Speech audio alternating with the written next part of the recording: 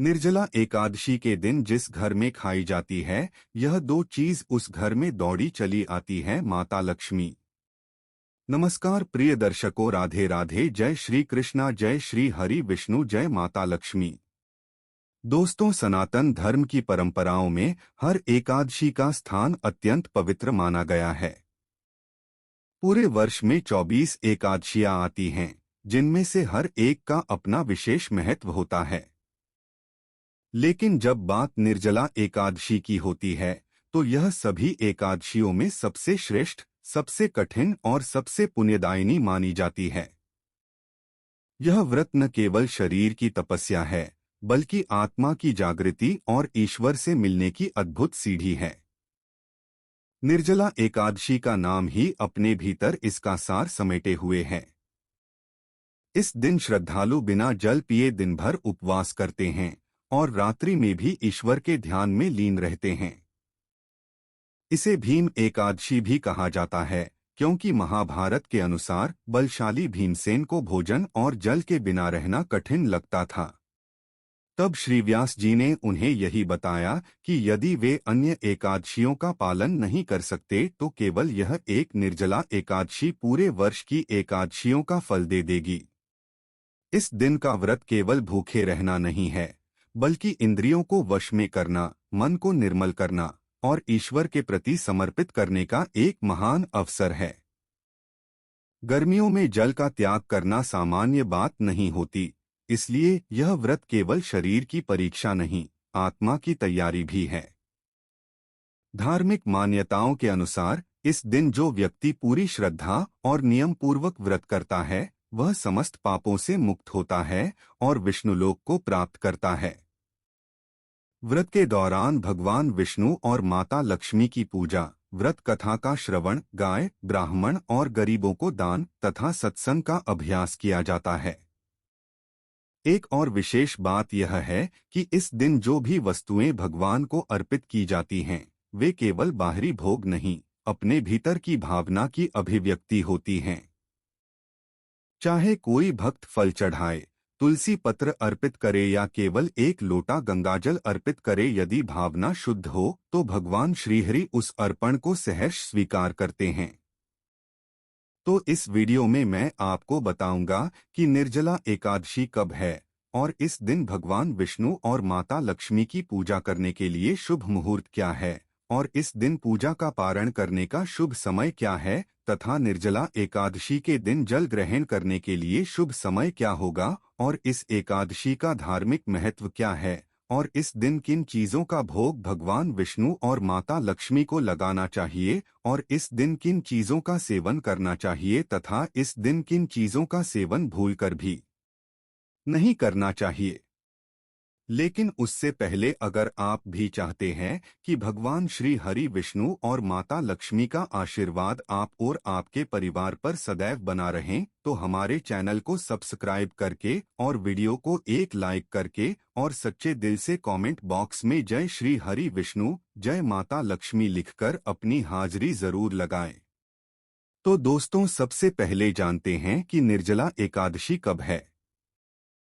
हिंदू पंचांग के अनुसार ज्येष्ठ माह के शुक्ल पक्ष की एकादशी तिथि 6 जून को रात 2:15 पर आरंभ हो रही है, जो 7 जून को सुबह 4:47 पर समाप्त होगी। ऐसे में उदया तिथि के आधार पर निर्जला एकादशी व्रत 6 जून को रखा जाएगा, जो स्वस्थ लोग रख सकते हैं। चलिए दोस्तों, अब जानते हैं कि निर्जला एकादशी के दिन भगवान विष्णु और माता लक्ष्मी की पूजा करने के लिए शुभ मुहूर्त क्या है और पारण का शुभ समय क्या है। हिंदू पंचांग के अनुसार एकादशी तिथि की शुरुआत 6 जून को अर्धरात्रि में 2:15 पर होगी और तिथि का समापन 7 जून को सुबह 4:47 पर होगा। उदयातिथि के अनुसार 6 जून को ही निर्जला एकादशी मनाई जाएगी। निर्जला एकादशी के दिन पारण करने का शुभ समय 7 जून को दोपहर 1:44 से लेकर शाम 4:31 तक रहेगा।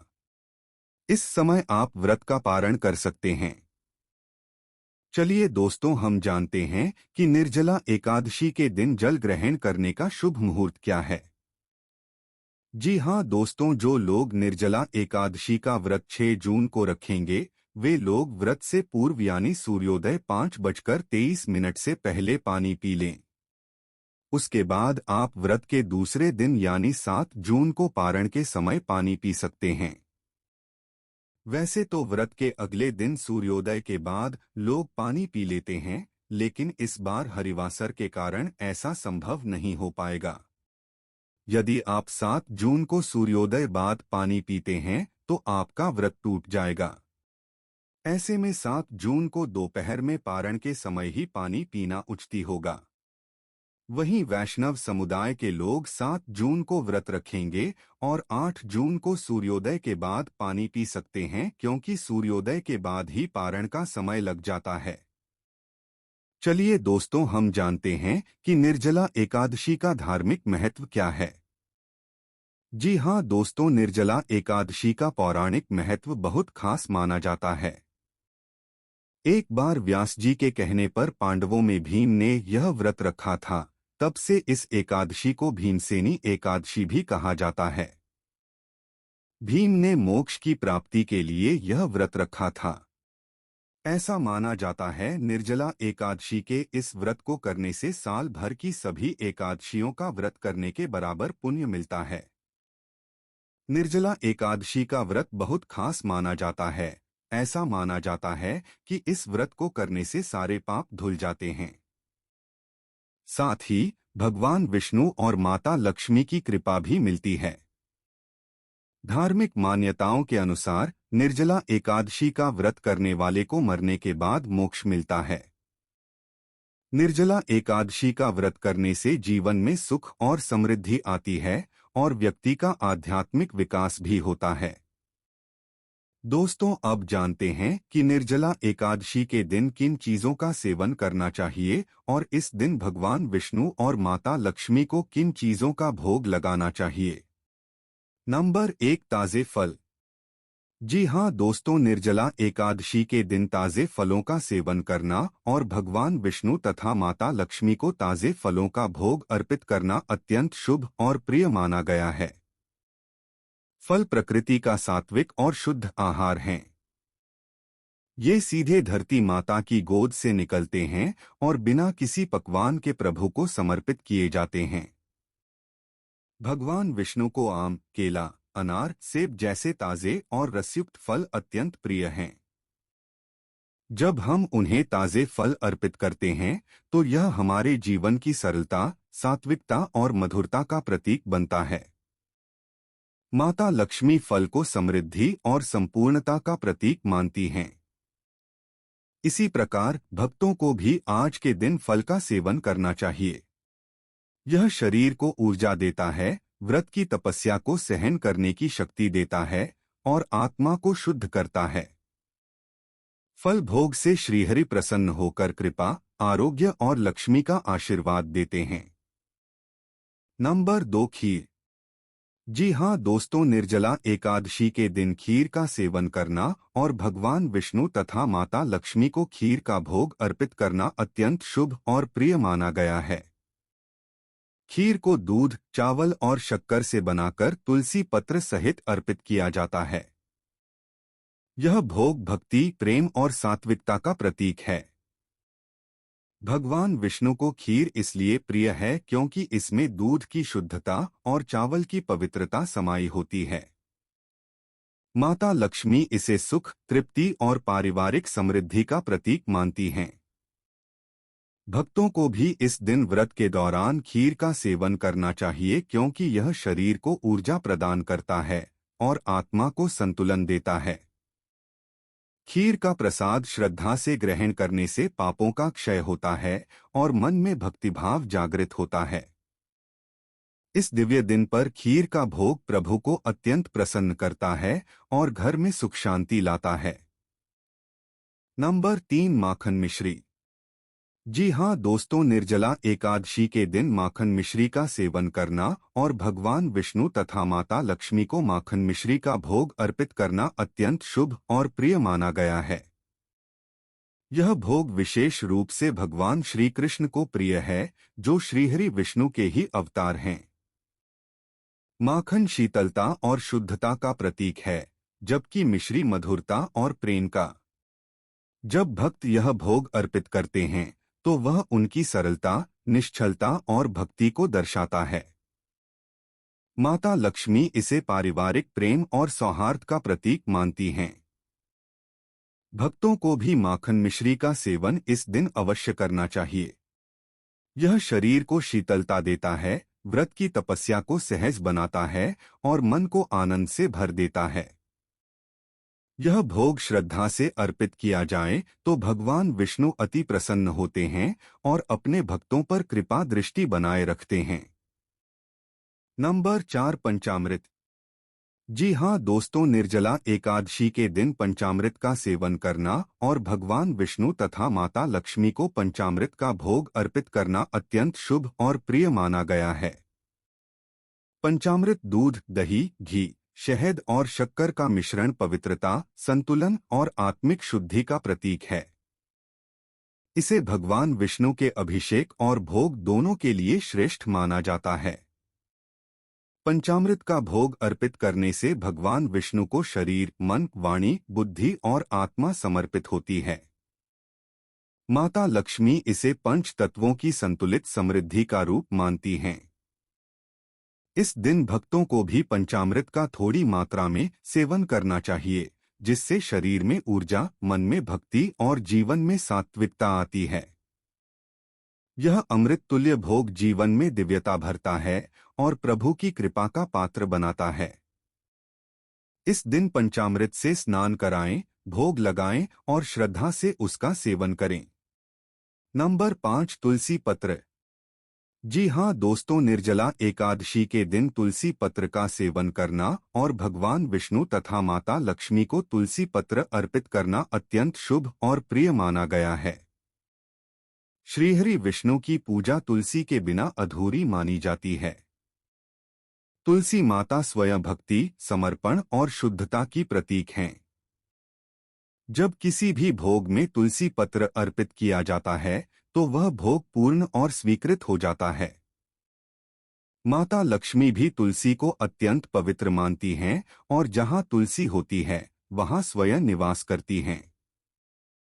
भक्तों को इस दिन तुलसी पत्र का सेवन जल के साथ अवश्य करना चाहिए, जिससे रोग, पाप और दोष दूर होते हैं। तुलसी से भक्त को आत्मिक ऊर्जा और चित्त की स्थिरता प्राप्त होती है। निर्जला एकादशी पर प्रत्येक भोग में तुलसी पत्र अर्पित कर प्रभु को प्रसन्न करें और स्वयं भी तुलसी का सेवन कर आध्यात्मिक लाभ प्राप्त करें। नंबर 6, सूखे मेवे। जी हाँ दोस्तों, निर्जला एकादशी के दिन सूखे मेवों का सेवन करना और भगवान विष्णु तथा माता लक्ष्मी को सूखे मेवों का भोग अर्पित करना अत्यंत शुभ और प्रिय माना गया है। बादाम, किशमिश, काजू, अखरोट आदि सूखे मेवे न केवल स्वादिष्ट हैं, बल्कि ऊर्जा, बल और तेज का प्रतीक भी हैं। भगवान विष्णु को सूखे मेवे इसलिए प्रिय हैं क्योंकि इनमें प्राकृतिक शक्ति और सात्विक ऊर्जा समाहित होती है। माता लक्ष्मी इन्हें धन, वैभव और पोषण का प्रतीक मानती हैं। जब इन्हें चांदी की थाली में रखकर तुलसी पत्र के साथ अर्पित किया जाता है, तो यह दिव्यता और समृद्धि को आमंत्रित करता है। भक्तों को भी इस दिन थोड़ी मात्रा में सूखे मेवों का सेवन करना चाहिए, जिससे व्रत में शक्ति बनी रहे और शरीर को संतुलन मिले। यह भोग भक्त के समर्पण और प्रेम को दर्शाता है। सूखे मेवे अर्पित करने से श्रीहरि प्रसन्न होकर बल, बुद्धि और ऐश्वर्य का आशीर्वाद देते हैं। नंबर 7, मीठा पान या पूजा का पान। जी हाँ दोस्तों, निर्जला एकादशी के दिन मीठे पान का सेवन करना और भगवान विष्णु तथा माता लक्ष्मी को मीठे पान का भोग अर्पित करना अत्यंत शुभ और प्रिय माना गया है। मीठा पान विशेषकर इलायची, सौंफ और गुलकंद से युक्त भगवान को अर्पित करने का एक रचनात्मक और पारंपरिक भोग है। यह भोग सुगंध, सौम्यता और मन की प्रसन्नता का प्रतीक है। भगवान विष्णु को पान का सौंदर्य और मिठास प्रिय है, जो भक्त के प्रेम को दर्शाता है। माता लक्ष्मी इसे आनंद और मनोबल का प्रतीक मानती हैं। भक्तों को भी मीठा पान आज के दिन सेवन करना चाहिए ताकि मुख सुगंधित रहे, मन प्रसन्न रहे और वाणी मधुर बनी रहे। यह भोग जीवन में माधुर्य और रिश्तों में स्नेह बनाए रखने का प्रतीक बनता है। जब भक्त भावपूर्वक मीठा पान अर्पित करता है तो श्रीहरि उसकी हर कामना पूर्ण करते हैं और मन को दिव्य आनंद प्रदान करते हैं। नंबर 8, नारियल। जी हाँ दोस्तों, निर्जला एकादशी के दिन नारियल का सेवन करना और भगवान विष्णु तथा माता लक्ष्मी को नारियल का भोग अर्पित करना अत्यंत शुभ और प्रिय माना गया है। नारियल को श्रीफल कहा गया है। यह फल स्वयं ही लक्ष्मी का प्रतीक है। इसके 3 नेत्र भगवान शिव के त्रिनेत्र की तरह माने जाते हैं और इसका अंदर का भाग शुद्धता व आत्मा का प्रतीक है। जब इसे प्रभु को समर्पित किया जाता है तो यह संपूर्ण समर्पण और पवित्रता का संकेत होता है। माता लक्ष्मी श्रीफल को धन, शक्ति और स्थायित्व का रूप मानती हैं।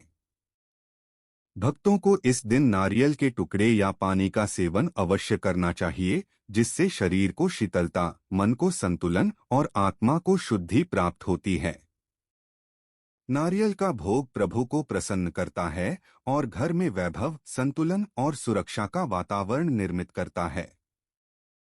चलिए दोस्तों, अब जानते हैं कि निर्जला एकादशी के दिन किन चीजों का सेवन नहीं करना चाहिए। नंबर 1, लहसुन और प्याज।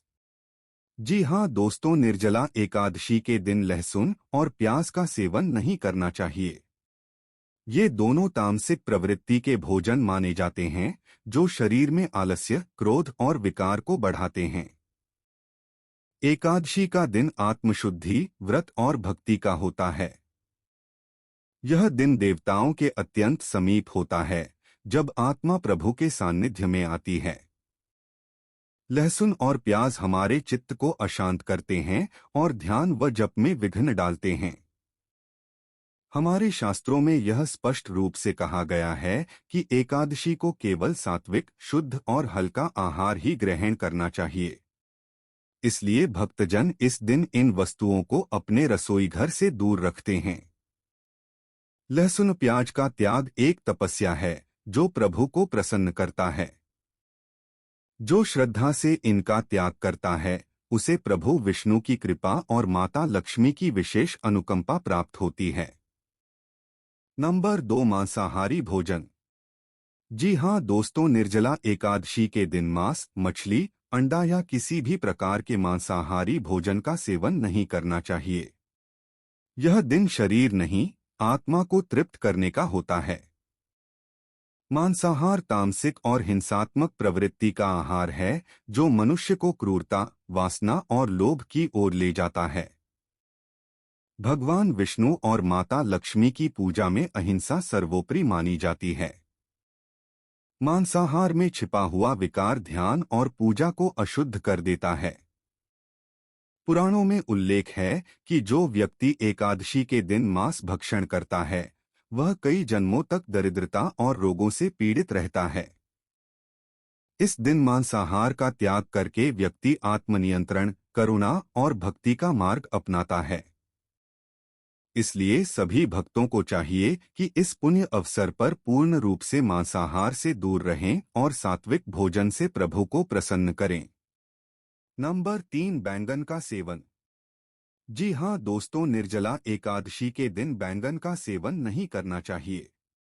बैंगन को हमारे धर्म ग्रंथों में अशुद्ध और अपवित्र माना गया है, विशेषकर व्रत और पूजा के अवसरों पर। यह तामसिक गुणों से युक्त होता है और शरीर में गैस, भारीपन और आलस्य बढ़ाता है। एकादशी का दिन शरीर की नहीं, आत्मा की तृप्ति के लिए होता है और इस दिन जो भी आहार लिया जाए वह पवित्र, सात्विक और हल्का होना चाहिए। बैंगन में छोटे कीटाणु और सूक्ष्म जीव होते हैं जिनकी हत्या अनजाने में होती है, जिससे पाप लगता है। यही कारण है कि बैंगन को व्रतविरुद्ध भोजन कहा गया है। माता लक्ष्मी और भगवान विष्णु की पूजा में इसे कभी भी अर्पित नहीं किया जाता। इस दिन इसका सेवन करने से पुण्य नष्ट होता है और मन अशांत होता है। निर्जला एकादशी पर बैंगन से दूर रहकर सात्विकता अपनाना ही सच्ची भक्ति है। नंबर 4, बासी भोजन का सेवन। जी हाँ दोस्तों, निर्जला एकादशी के दिन बासी भोजन का सेवन नहीं करना चाहिए। बासी भोजन न केवल शारीरिक दृष्टि से हानिकारक होता है, बल्कि आध्यात्मिक रूप से भी अपवित्र माना गया है। यह भोजन ताजगी, ऊर्जा और पवित्रता से रहित होता है, जिससे शरीर में रोग और मन में विकार उत्पन्न होते हैं।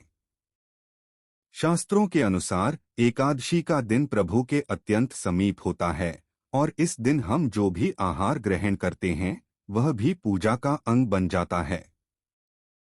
बासी भोजन में तमोगुण अधिक होता है, जिससे ध्यान, जप और भक्ति में रुकावट आती है। इसे अर्पित करने से भगवान विष्णु प्रसन्न नहीं होते, बल्कि इसे अनादर के रूप में देखा जाता है। इस दिन केवल ताजे, शुद्ध और सात्विक भोजन का ही उपयोग करें, जिससे शरीर और आत्मा दोनों पवित्र रहें। यही सच्चा एकादशी व्रत का पालन है। तो दोस्तों, ये थी वे चीजें जिनका भोग आप भगवान विष्णु और माता लक्ष्मी को निर्जला एकादशी के दिन लगा सकते हैं। अगर वीडियो अच्छी लगी तो वीडियो को एक लाइक करके और अपने YouTube चैनल यानी नौरंगी बाबा ऑफिशियल YouTube चैनल को सब्सक्राइब करके बेल नोटिफिकेशन को ऑल पर सेट कर दे, ताकि हमारी आने वाली हर एक न्यू वीडियो का नोटिफिकेशन आपके पास जल्द ही पहुंच जाए। तथा कमेंट बॉक्स में सच्चे दिल से जय श्री हरि विष्णु, जय माता लक्ष्मी लिखकर अपनी हाजिरी जरूर लगाएं। वीडियो देखने के लिए आपका धन्यवाद।